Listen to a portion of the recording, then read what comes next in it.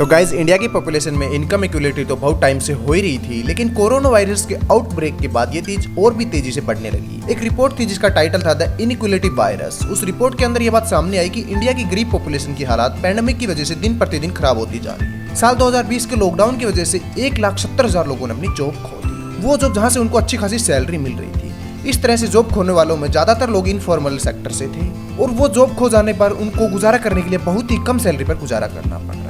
अभी के टाइम की अगर हम बात करें, हमारे देश की पुअर पॉपुलेशन लगभग 24% ऐसे लोग हैं जो कोरोना वायरस की महामारी की वजह से सिर्फ 3,000 रुपए पर मंथ में कमा रहे हैं, और जो अनस्किल्ड वर्कर या फिर अनऑर्गेनाइज सेक्टर में काम कर रहे थे उन्हें स्टिल कोई स्टेबल या फिर सिक्योर जॉब की तलाश है। बट इस रिपोर्ट में ये बात क्लियरली मेंशन की गई थी कि जहां इंडिया की इकोनॉमी का एक बड़ा ग्रुप फाइनेंशियली तौर पर स्ट्रगल कर रहा था, वहीं कुछ लोग इस पैंडेमिक के टाइम में ऐसे भी थे जो कुछ मनी प्रिंसिपल का यूज करके अपने आप को ग्रो कर रहे थे, क्योंकि वो ये पहले जानते थे कि इस तरह की सिचुएशन में अपने आप को स्टेबल कैसे बना सकते हैं। हो सकता है कि आपके माइंड में ये चल रहा हो कि यार इस इनकम इक्वलिटी के बारे में जानकर हमारा क्या फायदा। वेल, आज आपको इस टॉपिक पर इसलिए बात कर रहे हैं क्योंकि ज्यादातर लोग डीपली इस चीज पर ध्यान ही नहीं देते।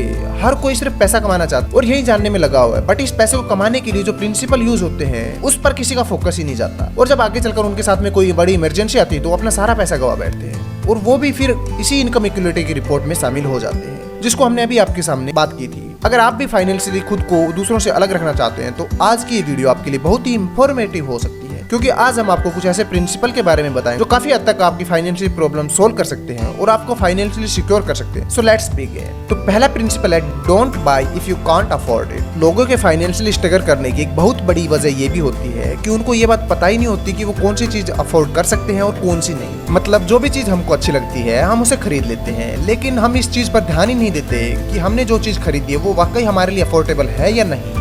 इन छोटी छोटी चीजों पर गौर किए बिना ही हम अपने डिजायर्स को पूरा करना शुरू कर देते हैं, भले ही डिजायर्स को पूरा करने के लिए हमें क्रेडिट कार्ड या लोन का सहारा लेना पड़े, जो बाद में जाकर कर्ज की तरह हमारे ऊपर पाके पड़ता है और हमको ये रियलाइज होता है कि हमने कितनी बड़ी मिस्टेक कर दी। एग्जाम्पल, मान लीजिए एक आदमी की सैलरी 20,000 है, जिसमें से 5,000 उसको घर की EMI, 3,000 रुपये उसकी कार की EMI और करीब 3 से 4,000 रुपये बाकी के बिल भरने में निकल जाते हैं, और ये सब घटाकर उसके पास जो बाकी का पैसा बचता है उसमें से वो अपना घर चलाता है। अब एक बात के लिए जरा इमेजिन करिए कि अगर किसी वजह से इस आदमी की जॉब चली गई तो उसका क्या होगा। घर चलाना तो दूर, उसकी EMI वाले उसका जीना दूभर कर देंगे। ये बात आपको थोड़ी इलॉजिकल लग रही हो, बट कई सारे लोग आज भी इंडिया के अंदर ऐसे हैं जो सेम सिचुएशन फेस कर रहे हैं। ये सब फेस करने के बाद उनके पास आखिरी ऑप्शन बचता है कि या तो वो लोन ले या फिर किसी से कर्ज ले ले। यहाँ आने के बाद आप किस तरह के ट्रैप में फंस जाओगे ये हमें एक्सप्लेन करने की जरूरत नहीं है। इसलिए सबसे इंपॉर्टेंट मनी प्रिंसिपल जो हर किसी के आज के वक्त में ध्यान रखना चाहिए वो ये समझना है कि आप जो चीज बाय कर रहे हैं या फिर जिस चीज को आपको जरूरत है,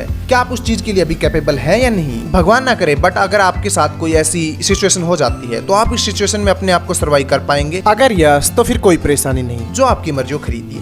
बट अगर आपका जवाब नहीं है तो अभी इन चीजों से दूर रहना ही आपके लिए समझदारी होगी, एटलीस्ट जब तक अपने आप को फाइनेंशियली सिक्योर नहीं कर लेते। दूसरा मनी प्रिंसिपल कहता है treat money as your baby. हम दुनिया का कोई भी छोटे से छोटा या फिर बड़े से बड़ा काम कर ले, हम उस काम के बदले हमारा मकसद यही होता है कि पैसा कमाना, फिर चाहे लोग वो रिक्शा चलाकर या फिर बड़ी कंपनी खोलकर। हर कोई चाहता है कि मुझे अपनी मेहनत के बदले पैसा मिलता रहे। अब जैसे तैसे करके लोग पैसे तो कमा लेते हैं, बट बाद में जब उनको मैनेज करने का टाइम आता है तो फेल हो जाते हैं। मोटिवेशनल स्पीकर टोनी रॉबिन्स जब लोगों के बीच में एक सेमिनार अटेंड कर रहे थे तो तभी उनके कुछ बोलने से पहले एक आदमी खड़ा होता है और कहता है, सर माफी चाहता हूँ, मैंने आपको स्टार्टिंग में ही इंटरप्ट कर दिया, पर एक चीज जो मेरे साथ कई सालों से हो रही है वो ये है कि मैं पैसे तो बहुत कमाता हूँ, पर न चाहते हुए भी मैं अपने उस पैसे को रोक नहीं सकता। मैं हर बार सोचता हूँ कि अब मैं अपने पैसे को खर्च नहीं करूंगा, अब नहीं करूंगा, बट स्टिल मुझे कुछ न कुछ ऐसा दिख ही जाता है जिसे खरीदने से मैं अपने आप को रोक नहीं सकता और उससे पैसे को खर्च कर डालता हूँ। तो इस पर टोनी रॉबिन्स कहते हैं, अच्छा मुझको ये बताओ, अगर मैं तुमको ये कहूँ कि आने वाले 5 सालों में तुमको मुझे अमीर बन के दिखाना है तो इस सिचुएशन में तुम्हारी पहली जिम्मेदारी क्या होगी। तो वो आदमी कहता है ऑब्वियसली पैसे कमाना ही होगी,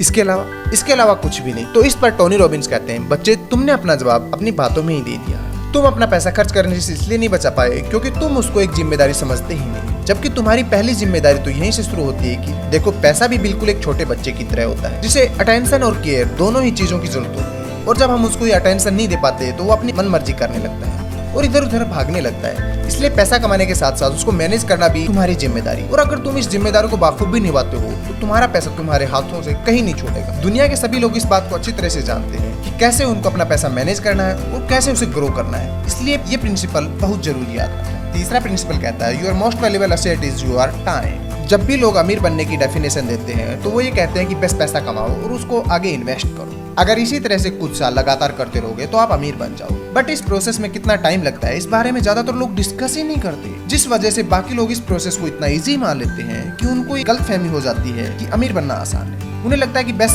हमको ज्यादा से ज्यादा पैसा कमाना है और उसे इन्वेस्ट करना है। बाकी इन्वेस्टमेंट से उनको जो रिटर्न मिलते रहेंगे उन्हीं से वो फाइनेंशियल सिक्योर और फाइनेंशियली फ्री हो जाएंगे। बट जितना सबको ये लगता है ये सब हमारे साथ इतना जल्दी नहीं होता। दुनिया के सबसे बड़े इन्वेस्टर वॉरेन बफेट, जिन्होंने 11 साल की उम्र में इन्वेस्टिंग करना शुरू कर दिया था, उन्हें 1 मिलियन कमाने में लगभग 16 साल लग गए थे और जब 1 बिलियन की नेट ग्रोथ तक पहुंचने में उनकी एज 56 साल की थी। मतलब 1 मिलियनर से बिलियनर बनने में उनको 29 साल लगे। जबकि ये बात आपको बहुत अच्छी तरह से जानते हैं कि उनको शुरू से ही इन्वेस्टिंग से रिलेटेड चीजों में काफी इंटरेस्ट था, तब भी उनको इतना टाइम लग गया। बट इस चीज से हमारा ये मतलब नहीं है कि आपको भी इतना पैसा कमाने के लिए इतना टाइम लगेगा। लेकिन ये तो क्लियर है कि अपने पैसे को ग्रो करने में टाइम तो लगता है। इसलिए इस प्रोसेस को एक आसान चीज समझना और ये मानना कि ये तो आप आगे भी कर सकते हैं, ये बेवकूफी होगी। जितने जल्दी आप पैसा सेव करोगे और इन्वेस्टिंग शुरू कर देंगे उतना ही ज्यादा वक्त आपके पैसे को इंक्रीज होने में मिल जाएगा। और अगर आपके पास फाइनेंस के बारे में एक प्रॉपर नॉलेज है और आपको पता है कि कैसे स्टेप बाय स्टेप खुद को ग्रो कर सकते हैं, तो आप इस प्रोसेस में लगने वाले टाइम को और भी कम कर सकते हैं। इंटरनेट पर आपको बहुत सारे ऐसे तरीके मिल जाएंगे जो आपकी हेल्प करें, जिसमें हमारा चैनल भी है। चौथा मनी प्रिंसिपल कहता है सेव फॉर लेटर। देखो, सेविंग के 2 तरह की होती है।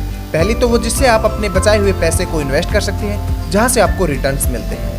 और दूसरी वो सेविंग होती है जो एज एन इमरजेंसी फंड बुरे वक्त में हमारे काम आती है। लेकिन लोग सेविंग के 2 डिफरेंट कॉन्सेप्ट को समझते ही नहीं और बस एक ही तरह की सेविंग करते हैं।